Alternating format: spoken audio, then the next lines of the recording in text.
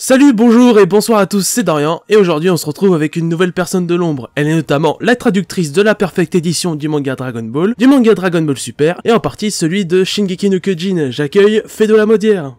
Salut! Profite pour en préciser ce nouveau format, donc les ombres ce sont des interviews en une dizaine de questions de personnes n'étant pas mises en avant de base, mais qui fournissent tout de même beaucoup de travail derrière, le tout afin de les mettre plus en avant, parler d'eux, leur parcours et leur domaine. Donc Fédois, je me permets de commencer cette première question par la base évidemment.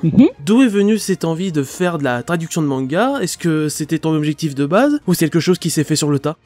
Alors, ça s'est fait un peu par hasard, parce que, moi, je suis issue, comme on dit, de la génération Club Dorothée, donc je regardais des dessins animés japonais quand j'étais petite à la télé, et donc j'ai toujours eu ce goût, disons, pour les animés. Ensuite, j'ai découvert mon premier manga papier à l'adolescence avec Dragon Ball, et c'est à partir de Dragon Ball que je suis vraiment devenue fan de manga, que je me suis mise à m'intéresser à tout ce qui était culture japonaise et langue japonaise, et donc c'est après le lycée que j'ai décidé d'apprendre le japonais.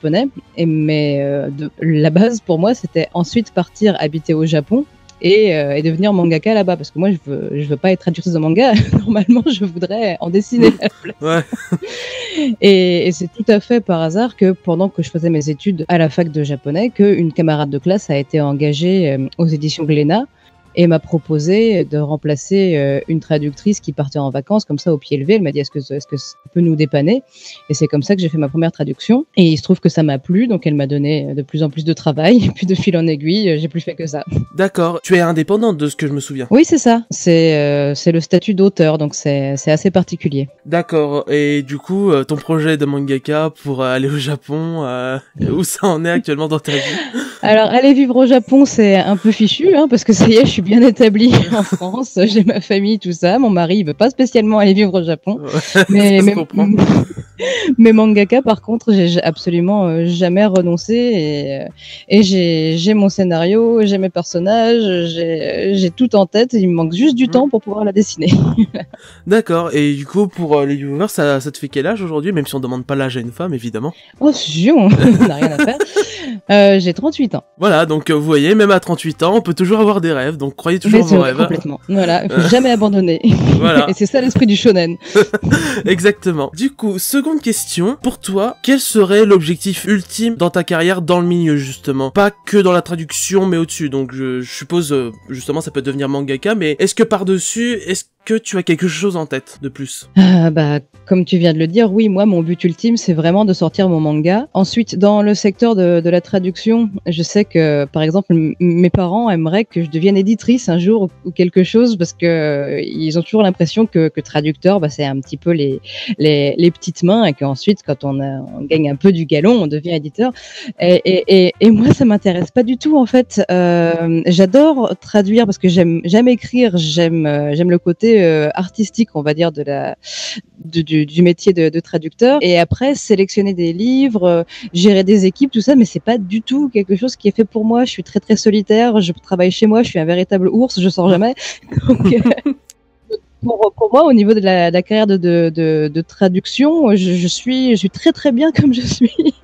Ouais, et justement aussi, une sous-question. Actuellement, tu es une personne, je dirais, assez influente dans le milieu pour justement choisir tes œuvres et vivre convenablement tout en faisant ça? Alors, choisir les œuvres, parfois j'ai des éditeurs qui demandent des conseils à des traducteurs pour leur dire, leur conseiller des titres. Moi, ça m'est pas souvent arrivé. Ça m'est arrivé une seule fois. J'ai réussi à faire publier un manga en France, et j'en suis très très fière parce que c'est un de mes mangas préférés. Ça s'appelle Gravitation. Mais il faut dire que, alors, je travaille tellement que j'ai pas beaucoup de temps pour lire plein de mangas à côté.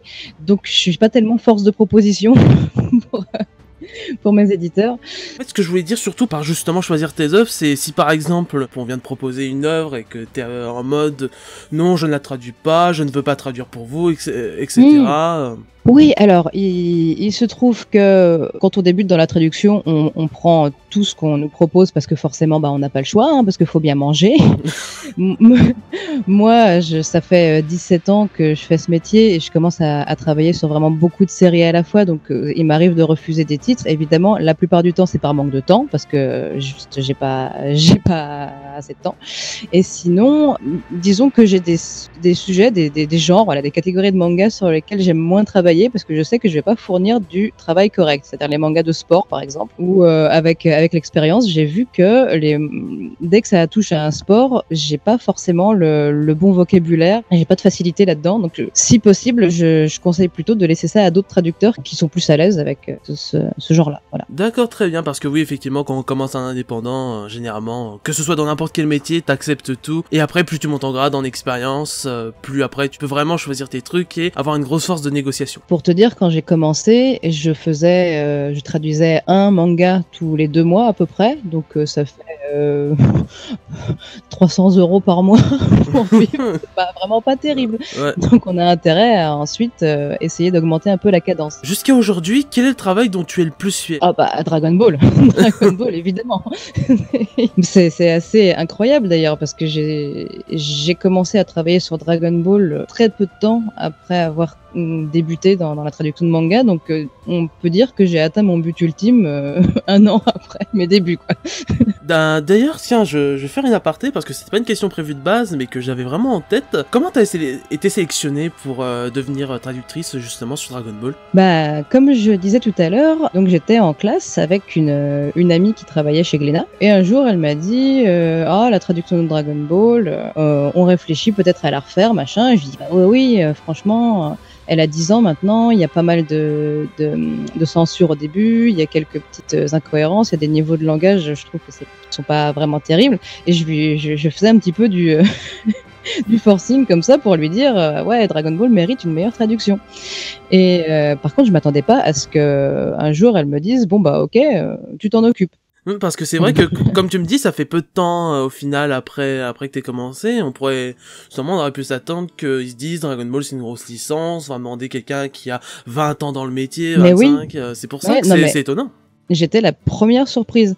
Alors, il faut savoir que j'ai été engagée pour faire une correction de traduction. Et après, c'est moi qui ai décidé de refaire une traduction de zéro parce que je trouvais que c'était plus correct pour le lecteur qui va repayer des 42 volumes, d'avoir vraiment quelque chose de nouveau plutôt que une traduction améliorée, on va dire. Tu vois, justement, je ne savais pas si t'allais citer Dragon Ball ou le petit travail que t'as fait avec SNK, Shingeki no Kyojin, justement.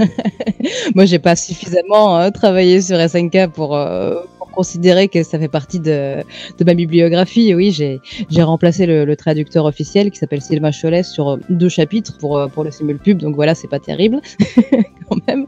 Et j'ai traduit un roman, le roman de Before the Fall, parmi les quelques romans SNK qui sont sortis en France. Donc oui, c'est ma série de cœur, ma série, c'est celle que j'aime le plus après Dragon Ball, parce que Dragon Ball c'est la base, c'est la vie. Voilà, exactement. Et SNK c'est le cœur ultime. Mais je me dis, après c'est aussi agréable de juste profiter d'une série et pas forcément travailler dessus, parce que ça fausse un peu les rapports quelque part. De plus juste profiter, et puis de toujours se demander ah là, comment je traduirais ce nom là, comment je vais le transcrire, machin. Oui, ça a quand même changé mon rapport à Dragon Ball, malgré tout. Je regrette absolument pas, mais je me faisais la réflexion que bientôt j'aurais passé plus d'années de ma vie à travailler sur Dragon Ball que juste être simple fan de Dragon Ball. Oh, je sais pas si c'est une mauvaise chose en soi. Ça t'arrive des fois d'avoir une certaine pression via la communauté quand tu traduis un nom, du coup, aujourd'hui? Oui, bien sûr, surtout, quasiment que pour Dragon Ball, parce que c'est la série la plus populaire sur laquelle je travaille, et tout va être décortiqué par les fans, et c'est normal. Donc je sais que j'ai pas le droit à l'erreur, et disons que quand j'ai commencé avec la traduction de l'édition Deluxe, c'était en 2002-2003, j'avais aucun retour, il y avait pas les réseaux sociaux, je me rendais pas compte, je savais pas s'il y avait des gens qui lisaient ma traduction. Donc j'avais une espèce de pression que je me mettais à moi-même parce que moi, je suis fan de Dragon Ball et je voulais proposer le meilleur, mais je savais pas comment les lecteurs réagissaient. Maintenant, sur Twitter, j'ai des gens qui viennent me voir, qui disent ah tiens pourquoi t'as mis ça ici, tout ça. Donc là, j'ai beaucoup plus de retours immédiats sur mon travail. J'ai toujours voulu être le plus correct possible dans la traduction de Dragon Ball. Le fait d'avoir des retours des fans maintenant me permet d'affiner parfois quelques petites choses, donc c'est vraiment un plus. Du coup, je passe à la prochaine question parce que là j'ai fait beaucoup de sous-questions pour le coup. Combien de temps tu mets en moyenne pour réaliser la traduction d'un tome de manga? Alors ça dépend du genre, hein, parce qu'un shonen ça va se traduire plus vite qu'un shoujo par exemple, ou encore pire un seinen, mais on va dire je passe en moyenne 3-4 jours sur un titre. Après c'est des journées de combien d'heures? C'est des journées de 7 heures parce que je suis une mère de famille qui doit aller chercher ses enfants à l'école. Voilà, mais alors je dis pas que ça déborde pas très souvent, trop souvent sur les soirées et les week-ends. Quand j'étais encore jeune, je travaillais toute la nuit, hein, j'étais totalement décalée. Quand on n'a pas de contraintes d'horaire, après c'est ça. Hein. Ah oui, je connais totalement ça. Et puis après, bon, la passion porte le travail. Ouais. Non, mais c'est ça. Tous les métiers indépendants, profession libérale, c'est la même chose. On n'a pas de contraintes, on peut prendre des vacances quand on veut, donc on n'en prend jamais. Voilà, exactement. Exactement. C'est totalement ça. Ah, c'était parfait. Donc, prochaine question. Est-ce qu'on t'a déjà proposé de traduire un autre média comme la traduction pour une VF d'un film, d'un jeu par exemple, ou autre? Presque pas. Et je dis presque parce que j'ai fait mes premiers sous-titrages d'animé l'année dernière et début de cette année. En plus de 15 ans, c'était la première fois que je traduisais un autre support que du manga. Je fais un petit peu donc des light novels, mais ça c'est pareil, c'est adapté de licences manga. J'ai fait ceux de Fairy Tail, Seven Deadly Sins et donc l'Attaque des Titans, un petit peu. Et l'année dernière, il y a Crunchyroll qui a eu la licence pour l'animé The Ancient Magus Bride, et dont je traduis le manga pour Komiku. Donc ils sont venus me voir en me disant bah tiens, est-ce que tu es intéressé pour faire les sous-titres? Et bah oui, forcément, vu que c'est une série que je connais par cœur. Et là j'ai pu expérimenter pour la première fois le simulcast, voilà, chaque semaine un sous-titrage d'épisode, voilà. D'accord, et cette expérience, elle t'ont plu justement? Enfin, ces expériences du coup, est-ce qu'elles t'ont plu? Très honnêtement, je l'ai fait parce que j'avais déjà traduit le manga et que il y avait quelques contraintes, c'est-à-dire qu'il fallait raccourcir souvent les phrases parce que les sous-titres, il faut qu'ils soient le plus efficaces possible parce que voilà, ça va vite, il faut que ça se lise vite. Mais honnêtement, je suis beaucoup plus à l'aise dans la traduction manga papier, il y a plus de temps, on peut faire des phrases plus longues, c'est quand même un rapport beaucoup plus poussé, on va dire, avec le texte que dans les sous-titres. Tiens, je me permets juste une toute petite question avant d'aller sur la prochaine. Est-ce que ça t'est déjà arrivé, justement, par contrainte de place, d'avoir des traductions en tête exactes, etc., mais par contrainte de place par rapport à la case ou autre, tu sois obligé de raccourcir et que ça te fasse chier au final? Ouais, mais ça arrive tout le temps. Et c'est terrible parce que techniquement, le manga, le japonais, à écrire prend moins de place que le français. Donc, il peut y avoir une foule d'infos dans une bulle en japonais et si on veut toutes les mettre en français, bah ça rentre juste pas ou alors ça fait un texte microscopique qui sera pas agréable à lire. Donc très régulièrement, malheureusement, je suis obligée de faire des coupes. Alors j'essaye évidemment de garder le sens principal, mais des fois il y a des petits détails vraiment pas cruciaux, hein, heureusement, qui vont sauter au passage. Et ça, malheureusement, c'est inévitable parce que la forme des bulles est comme ça. Du coup, tu m'as dit le nombre d'heures tu faisais à peu près par jour sur un manga, mais moi je voulais te demander combien fais-tu d'heures plutôt au mois et le boulot que tu produis, est-ce qui te permet de vivre convenablement? Alors, je travaille beaucoup trop, ce qui me permet d'en vivre. Mais oui, j'ai tendance à accepter trop de séries parce que je suis fan de manga et qu'à chaque fois qu'on m'en propose une, je dis ah ouais, ça a l'air trop bien. Donc je me retrouve, tiens, je regarde sur le mois de novembre, là, combien je suis en train d'en faire. 1, 2, 3, 4, 5, 6. Ouais, voilà, j'ai encore 6 titres ce mois-ci, c'est beaucoup trop. C'est le nombre de tomes ou de séries? De tomes. Voilà, donc j'oscille entre 5 et 7 tomes par mois et c'est pas bien parce qu'après on a plus de vie. Ne pas avoir de temps, j'ai envie de dire, c'est toujours la meilleure gratification de son activité quand, ah, c'est sûr. quand on travaille à son compte. Oui. Parce qu'on t'a déjà proposé de venir travailler au Japon directement sur quelque chose, ou pour un éditeur, ou pour n'importe quoi en fait? Absolument pas. Ça t'est jamais arrivé? Non, jamais eu aucune proposition. Les fois où je vais au Japon, c'est pour mes vacances. Professionnellement, non, j'ai aucun contact avec qui que ce soit au Japon. D'accord, je suis étonné. Du coup, prochaine question, une question que j'avais vraiment envie de te poser parce que je me demande vraiment comment elle va te faire réagir d'une certaine façon. Les traducteurs automatiques aujourd'hui, ils s'améliorent de plus en plus, et est-ce que t'as pas peur que le boulot de traducteur disparaisse à la longue, par exemple dans 10 voire 20 ans?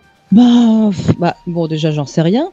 Ensuite, je pense que les traductions automatiques, ça va être très très utile pour tout ce qui est traduction technique, les manuels, des choses comme ça, mais que pour la traduction littéraire, où mine de rien, il faut avoir un style, ou il faut que la lecture soit fluide, je pense que c'est quand même un petit peu plus délicat pour une intelligence artificielle de se mettre à développer son français pour trouver des expressions idiomatiques, tout ça. Bon, je doute pas que ce sera faisable un jour, mais disons qu'à moyen terme, là, je ne nous sens pas tellement menacés. Surtout que je crois que le japonais est une des langues qui marche le moins bien en traduction automatique. Vraiment, pour le coup, c'est vrai que je parlais plus en globalité. Enfin, je sais pas si t'as déjà vu, mais c'est vrai qu'on rigole souvent sur les trad Google Traduction. Mais au final, quand on se rend compte aujourd'hui, la majorité des langues, au moins vers l'anglais, ou l'anglais vers pas mal de langues, il y a très peu de choses à redire aujourd'hui, en fait, vu que forcément, langue internationale, langue de Google, etc. Oui. Mais aujourd'hui, comme on sait que ça s'améliore de plus en plus, vu que l'intelligence artificielle est fournie grâce à l'utilisation des personnes qui en font et des corrections qu'elle rajoute dessus. Donc c'est pour ça aujourd'hui on voit comment elle évolue. On peut quand même se demander effectivement si d'ici quelques années, les éditeurs ils pourraient partir par exemple en mode écoute, on va utiliser un traducteur automatique, ça coûte beaucoup moins cher qu'engager une personne. Et puis ensuite retravailler le texte derrière pour l'adapter. Voilà, c'est pour ça. Je voulais avoir ton avis là-dessus. Eh ben c'est pas grave, je sortirai mon manga dès qu'on sera remplacé. Avant-dernière question, si tu pouvais faire la rencontre d'une seule grande personne dans le milieu et ce qui l'entoure, qui serait l'élu? Akira Toriyama. Je me doutais. Enfin bon, lui, il est inapprochable de toute façon, donc j'ai même pas l'ombre de l'étincelle d'un espoir de me dire je vais un jour croiser l'ombre d'Akira Toriyama. Ensuite, c'est drôle qu'on parle de ça, parce que la nuit dernière, j'ai rêvé que je rencontrais Hajime Isayama, l'auteur de l'Attaque des Titans. Oui. C'était assez émouvant aussi comme rencontre. Au moins, en rêve, j'ai pu lui transmettre toute ma reconnaissance. Voilà. Parce que, justement, pour le coup, si tu venais à rencontrer Toriyama, tu penses que t'aurais quel comportement, tiens? Oh là là, en plus, moi, je suis tellement fangirl, c'est terrible. Je pense que je me décomposerais sur place, je serais en larmes, en train de trembler. Je ne garde aucune contenance quand je suis face à mes idoles. C'est terrible. Franchement, ce serait tellement important, il faudrait qu'au moins j'arrive à lui transmettre une phrase ou deux pour, juste pour lui dire à quel point son travail a changé ma vie, a changé la vie de millions de personnes. Mais moi, je peux vraiment en témoigner, parce que si je fais ce métier actuellement, c'est grâce à Dragon Ball. Il y a plein de choses que je peux faire dans ma vie grâce à Dragon Ball. C'est ce qui m'a inspiré. Si j'ai fait des études de japonais, c'est grâce à Dragon Ball. Dans mes rédactions, je parlais de Dragon Ball. Enfin, voilà, c'est un point fou, quoi, à tous les niveaux de ma vie. En même temps, c'est sûr que quand on nous entend parler de nos réactions possibles, tu comprends qu'ils veulent pas rencontrer les fans. Ouais, c'est ça. Lui, il est tellement... c'est quelqu'un de très modeste. C'est pas quelqu'un... Je pense qu'il serait mal à l'aise, en plus, de voir quelqu'un se décomposer devant lui. C'est exactement ce que je pense. Ouais. C'est vraiment, c'est bon, c'est juste des mangas, quoi. Oui.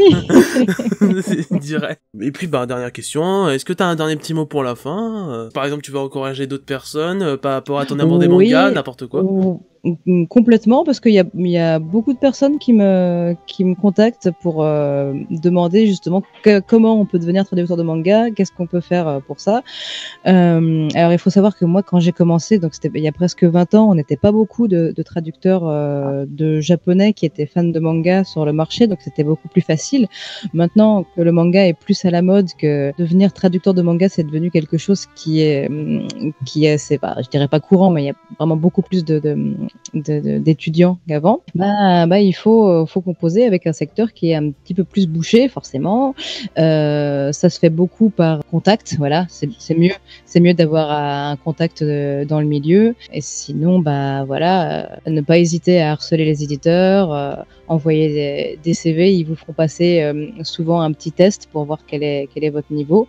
Et mon conseil ultime, c'est surtout travailler son français, le style en français, parce qu'il y a encore beaucoup d'éditeurs qui parlent pas forcément japonais et qui vont pas juger la traduction sur le fait qu'elle soit correcte du point de vue du japonais, mais voir si elle coule bien en français, si elle est fluide, et s'il n'y a pas de faute d'orthographe, ce genre de choses. Donc vraiment mettre l'accent sur le français. D'accord, très bien. Et ben, merci Fédois pour les réponses et pour avoir répondu à mon invitation. Mais je t'en prie, avec plaisir. Donc, t'as passé un bon moment? Ah bah oui, carrément. Moi, j'adore répondre à des questions. C'est ma passion dans la vie. Génial, faudrait que t'en fasses un métier. Hein. Oui, voilà, c'est ça. Bon, écoutez, moi j'espère que, comme Fédois, ça vous a plu. Si c'est le cas, du coup, je vous invite à liker la vidéo et à vous abonner pour suivre la suite. Abonnez-vous. Voilà, et même si vous laissez un like aussi, ça encourage Fédois. Il paraît même qu'elle aura plus de temps. Oui, alors likez beaucoup, s'il vous plaît. Du coup, on vous laisse. Salut tout le monde. Salut.